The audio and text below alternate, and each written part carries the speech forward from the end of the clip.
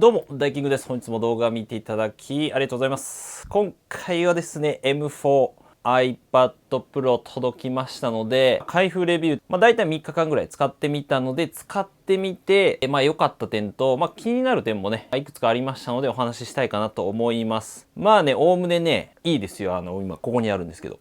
結論的にはすごい良かったんですけど、いろんな使い方もね、また Mac と違ってできますので、進化点とかね、いろいろ全部ね、見ていきたいと思います。マジックキーボード、ペンシルもね、一緒に購入しましたので、選び方とかね、あとアクセサリー類とかも、前の動画でね、お話ししてはいるので、ぜひね、こちらも合わせて見てもらえばと思います。また、アクセサリー類とかもね、紹介いたしますので、ぜひチャンネル登録お願いいたします。はい。まずは外観からね、見ていこうかなと思います。開封ね。はい。ということで、ここから開封してるんですけど、いやー、このやっぱプロのデザインいいですよね。今回 256GB かな。これはね、もういつも通りデザインバイアップルインカリフォルニアと、今回ね、編み込み式のケーブルになってますね。で、確かこれ 20W の充電器かな。これね、編み込み式のやつが入ってて、マジックキー、これ映ってますけど、キーボードの、これボックスですね。すごいシンプルでしたね。確か。何にも入ってない、これ以外。ペンシルがですね、僕の場合はこんな感じでした。このなんか、炎のマークみたいなね、ところですかね。付属品もこんな感じで。めっちゃシンプルですね、正直ね。はい。ということで、まず本体をね、見ていこうかなと思います。よいしょ。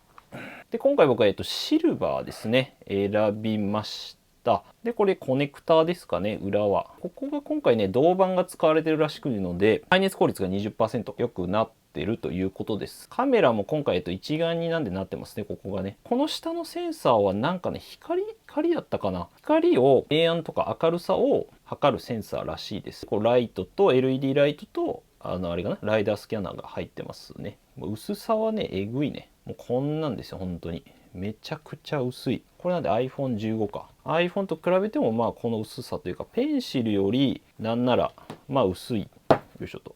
ペンシルより薄いんで、どうなってんだよっていう感じなんですけど、これ11インチのモデルになってます。ベゼルはね、若干厚みは意外と感じるかなと思います。指紋はつくね。こっち側ペンシルと音量ボタンになってます。で、今回SIM カードスロットね、なくなってますので、なんもないね。で、そこが USB-C とね、スピーカーっていう感じですね。もう USB-C の方も厚さぐらいしかない。めちゃくちゃ薄い。右側はなんもないかな、左側は。で、上面にまたこのスピーカーと電源ボタンがあります。ここ。電源を押すと、こんな感じで。はい。フェイス ID はやっぱりね、いろんな横にしても、どの向きでも開けれるので、めちゃくちゃ便利ですね。明るい。これマックス起動かな。画面ね、すごい明るいですね。ちょうどね、試しますけど、120Hz のこの、やっぱ滑らかさっていうのはありますね。で、iPhone が一応これが、60Hz かな。でもこう見てみると iPhone の起動マックスでもやっぱり、こっちがなんで LED になってるんで、こっちなんで有機 EL になったんでね。60Hz なんで、そこら辺の違いは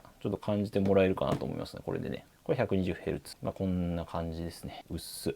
で、こちらが新しいマジックキーボードになります。今回僕が購入したのはホワイトですね。ここら辺のね、外観、今まで通り、シリコン素材。ここはアルミかな？アルミで、このキーボード部分は、ここら辺はね、アルミになってるんですよね。こことここかな？背面部分。こっちに端子が、USB-C が入ってます。ただここに関しては、データ転送はね、やってみたいけどできなかったです。なんでこれ本当にパスする充電用っていう感じですね。で、底面に関しては今まで通りシリコン素材にはなっているので、汚れはね、正直ね、もうちょっと汚れてるんですよ。3日ぐらい使ったんだけど、汚れを気にする人はやめた方がいいと思います。ね、僕下もアルミ素材だと思ってたんですけど、違います。横から見てもかなり Mac っぽく見えるというか、Mac ですね、完全にね。で、開きますここなんで今まででファブリック素材で磁石になってます。で、アルミの質感がね、すごいやっぱいいんですよね。で、今回このクパッドが全部直角フィードバック対応してるので、本当に Mac ですね、完全に。この触り心地もかなりね、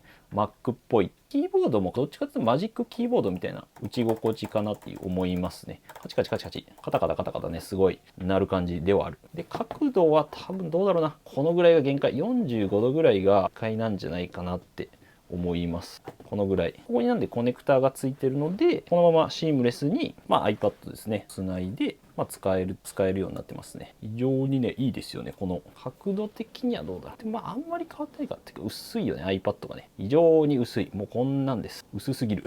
なんで、なんていうかな。かりますかね、このヌルヌル感が。このね、ヌルヌル感がね、やっぱりいいですね。トラックパッドの操作性とか、あとはこのファンクションキーがね、一番上ついてるので、本当に Mac っぽい感じをするね。ここでなんで明るさの調節ができます。こんな感じ。すごい簡単に、明るさ調節だったりとか、あと音量とかもね、調節ができるので、ほとんどほぼ Mac に近いっていうか、Mac ですね。ロックしたりとかもできるんで、非常に使いやすいのかなと思います。で、閉じると、この一体感がすごいいいなと思いましたね。ここのどっちもアルミなんで、今まで下がね、ここが白かったんで、非常にMac っぽいというかね、感じにはなります。で、ここにペンシルつけるっていうところかな。質感がね、素晴らしい。これで大体、でね、言ったんですけど、大体1キロ、1026g ぐらいになります。これで。11インチのマジックキーボードと全部合わせて。で、ペン入れて 1045g ぐらいかな。こういった形で持ち運べるので、ですね、この質感がめちゃめちゃ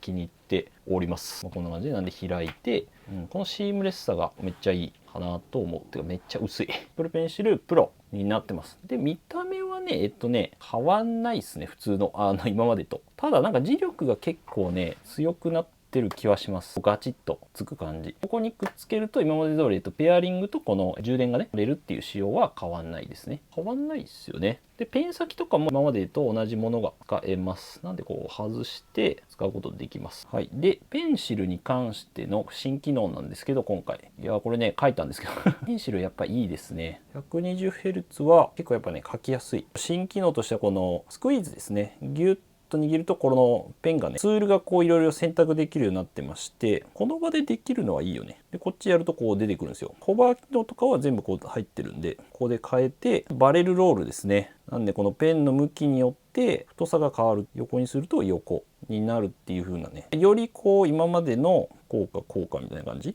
本当にリアルなペンみたいな使えますね。ここでやっぱ切り替えれるのがすごい。で、フィードバックもね、ここでギュッてね、返してくれるんで。で、これ面白いのはここをですね、長押しすると、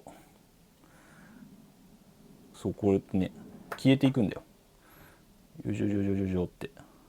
これね、めっちゃ気持ちいいです。で、どこまでも結構いける。書いた分だけ戻れるっていう感じになります。で、今まで同様ですね、こう、ポンポンってこう、ダブルタップすると、このツールの切り替え、今ペンになったんですけど、ポンポンってやると、こう今、消しゴムになるので、こうやって消すみたいなこともできます。簡単に。いいですよね。使いやすい。でもそんなもんかなっていうところは、いやー、いいよね。で、これよく見ると影がね、影わかるかなこれ。ペンのね、影が出てるんですよ。これ消しゴムにすると、ほら、ここに、すごくないですかこれ。ちゃんとね、ペンの影が出てきて、で、ペンを変えると、これね、なんで万年筆にすると、万年筆の影になってるんですよ。これがね、結構すごい。なかなかね、すごいんだよね。ギュッとすると戻るっていう感じかな。これ結構ね、気持ちいい。気持ちいいです。はい。この影もね、面白いですね。ポンポンってやると。はい。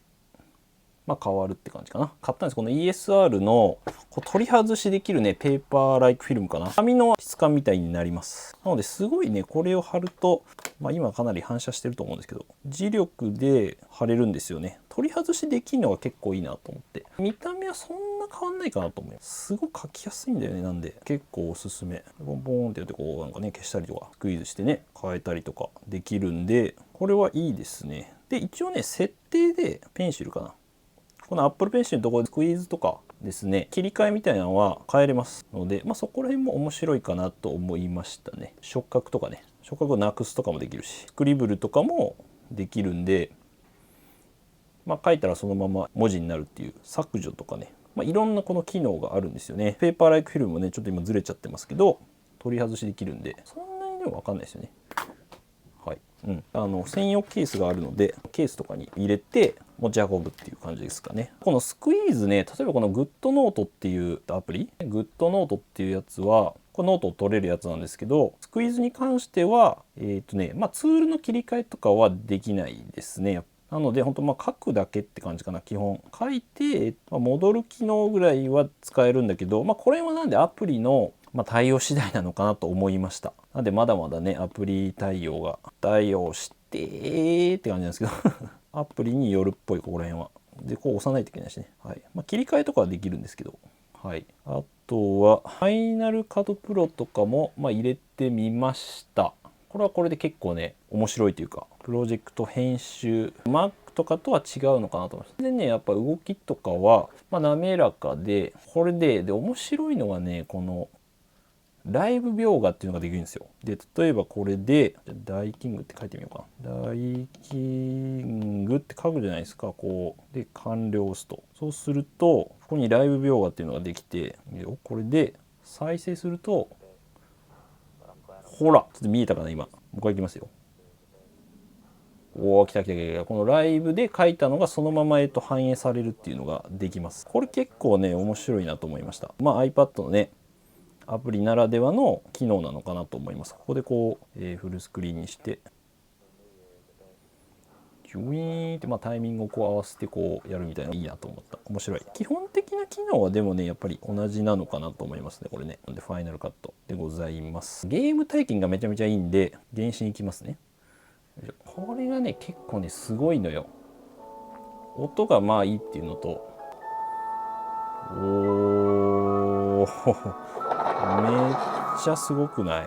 でこれ設定ねマックスいけますね。デフォルトでフレームレート、120にできるんですけど、さすがに長時間やると熱くはなるけど、多分これマックスモード、これでもねいけますね。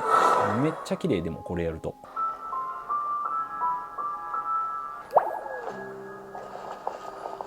めっちゃ綺麗じゃない？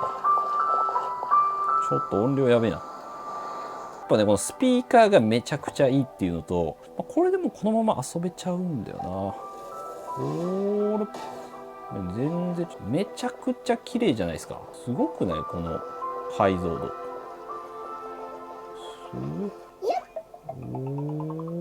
ほい。頼んだわよ。これどうなんだろう。あ、これ出るだけか。こんな感じですっごい綺麗。やばいよこれ。ほいほい。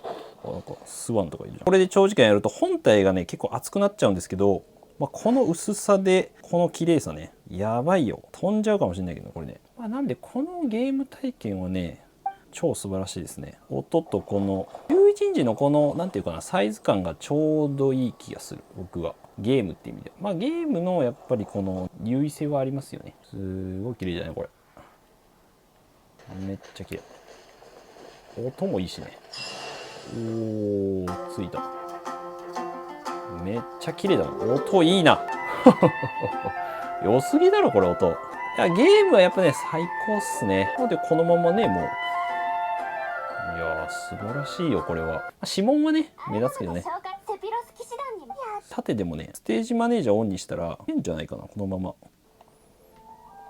こんな感じでできるっていう。縦もねいける。いけるね全然。なんでなんかこうファイナルカットしたりとかやっても全然動くね。さすがにでもね熱い。本体今ねめっちゃ熱いんですけど、全然なんかこういう使い方もできる。これすごくないですか？全然動くからねここ。全然なんか編集できる。もう一個ぐらいいけるのかな多分ね。こういうミティ先生できますんで、ちょっと面白いよね。こう動かせるんでね普通になんか YouTube を行ったりとかもできるし、面白いですよね。こういう使い方もできるのね。ゲームしながら、おー、音がえぐい。はい。そんな感じでございました。映像体験とかに関しては、3D マークとかも測れますけど、すごい色味とかはね、めっちゃ明るいんで、綺麗すぎるよね。すごいね、この薄さで、こんな感じで見える。わー、綺麗。綺麗綺麗。はい、ぜひね。たまらんね。たまらんよ、これ。はい。そんな感じでございました。はい。ということでね、性能についてなんですけども、今回 iPad Pro ですね、M4 チップ搭載されております。これはやっぱりびっくりしましたね。これもね、なかなかすごいんですけども、使ってみたね、感想といたしましては、やっぱりすごいサクサクですね。もちろん画面がこう 120Hz っていうね、ぬるぬるね動く画面っていうのもあるかもしれないんですけども、やっぱりね普通にウェブブラウジングとかしててもすんごいサクサクなんですよ。気持ちいい。このギークベンチスコアっていうのもね測ってみました。 CPU に関してはですね、今回僕のモデルはメモリが 8GB、 容量が256のになりますが、シングルコアで3549で、マルチコアがですね、10500というね、結構化け物的な性能になってるかなと思います。シングルコアに関してはおそらく今あるね、Apple デバイスで一番速いんじゃないですかね、これ。で、マルチコアもこの薄さでこの性能っていうのはすごいですね。比較でですね、M3 の MacBook Air ね、僕以前レビューしたんですけど、が、だいたいですね、シングルコアが2960で、マルチコアが、11600ぐらいかな。若干マルチコアはやっぱりね、本体の薄さもね、とか大きさもあって負けてるんですけども、シングルコアとかに関してはやっぱりこのサクサクに感じた要因はここなのかなと思いましたね。すごい早い。さっきもね、いろいろ見てもらった通り、動画編集からいろんなことできましたので、GPU 性能に関しては、メタルスコアっていうのが53000ぐらいですかね。この薄さで十分な性能かなと思いました。基本的にやっぱ動画編集とかしててもですね、サクサクでしたし、原神とかね、フル画質で全然動いたりはしたので、これからいろいろ対応ゲームがこう出てきてくれると面白いのかなと思います。デスストランディングとかもね、全然動くんで、アンツベンチマーク、こちらに関しても測ってみました。点数としてはだいたい250万点弱ぐらい出てるので、かなりやっぱり性能はゴリゴリにいいのかなと思いますね。はい。マルチコアとか、動きを見てても基本的にやっぱすごい滑らかに動いてくれてたので、性能面のところね、いろいろ実演はしたと思うので、もしコメント、質問あればですね、ぜひコメントをいただければなと。Mac に乗ってほしいなって思いました。M3 MacBook Air 買って、すぐね、僕の場合、型落ちになっちゃったんで、おいって言っちゃったんですけど、ライブ配信でさすがに。ぜひコメントとかね、いただければと思います。はい。で、最後ですね、iPad Pro を買うべきなのかどうかっていうところなんですけども、良かったところ、いまいちなところはまたね、もうちょっと使ってみてまとめたいと思いますので、個人的には買ってすごい満足というか、価格が価格ではあるんですけども、それなりの価値はあるなと思いました。やっぱり。24万ぐらい出したんですけど、ただね、やっぱり iPad Air でもいいかなっていうところは正直あります。万人受けところではないかなと思いますね。で、有機 EL とかに関してもですね、もちろんすごい綺麗なんですけど、例えば型落ちの M2 とか M1 の iPad Pro ですね、で、十分綺麗なんですよ。違いとしては本当画面の明るさが明るいんですごい見やすいっていうのはあるんですけども、かなり価格が変わってくるので、整備済み品とかね、狙うのが iPad Pro M1、M2 あたりがすごいいいのかなっていうところだったり、iPad Air に関してはやっぱり Apple Pencil Pro がね、使えますので、ペンシルの進化とかもね、感じたので、よくやっぱペンを使うっていう方に関しては Air でもいいかなっていうところはあります。ただやっぱり特にゲームの体験とかですね、スピーカー性能とかは、この薄さ軽さで原神をね最近合間にやってんですけど、やっぱいいんですよめちゃくちゃ。そこに関してあと映画の体験とかもすごいいいので、映像体験とかゲームの体験にかなりやっぱ重視を置きたいっていう方はすごいおすすめかなと思います。その値段なりの価値はあるのかなと。プロに関してはやっぱこのマジックキーボードですね、の優位性みたいなところはあるので、最新の iPad Pro しか対応してないんですね。マジックキーボード iPad Air とかも使えない仕様にはなってるので、ひっつかないんですよね。なんかうまくつかないように作られてる。で、本当このマジックキーボードですね。特にこのトラックパッドとかマジックキーボード、特にやっぱりその上のね、ファンクションボタンとかトラックパッドがもうほとんどもう MacBook と、遜色ない使い勝手にはなってるので、そこのやっぱ優位性はあるかなと思います。あとね、個人的にはセルラーモデル結構ね、不要なのかなって思うこともありまして、 iPhone に限るんですけど、やっぱ Apple 製品のこの、連携がすごいいいんですよね。なので、こういった感じでですね、 iPad を外で使ってると iPhone が近くにあると、このテザリングインターネット共有っていうのができるんですけども、iPhone のその電波を使うみたいな Wi-Fi ルーター、ポケット Wi-Fi みたいな感じで iPhone の通信をね使えるんですけど、そういう提案をしてくれたりするので、ここら辺もかなりね、iPhone 持ってたりするなら非常にいいんじゃないかなと思いました。感じかな。まとめるとなんで、非常に買いではあるんですけどね、またここら辺を使ってみてね、レビューしたいかなと思います。他のところも。あとMac とね、やっぱり、MacOS パソコンではないんでね、そこだけ注意ではあるんですけど、また Mac との比較もね、したいと思ってますので、ぜひね、気になる方は高評価とかね、チャンネル登録してお待ちください。通知ベルを押していただくと届きやすくなると思いますので、あとこの動画のね、感想とか質問とかあればね、コメントを気軽にいただければと思います。いつもね、ありがとうございます。全部見てますので、アクセサリー類に関してね、おすすめのもの、今動画出してますし、実際ね、買っていろいろ今届いてるので、こちらもレビューしたいと思いますので、ぜひね、概要欄に、リンクは入れておきます。ぜひチェックしてみてください。ということで、また次回の動画でお会いしましょう。良い一日お過ごしください。じゃあ、またねー。いやね、やっぱりいいっすよ。ただやっぱちょっと高いな。高いんだよ。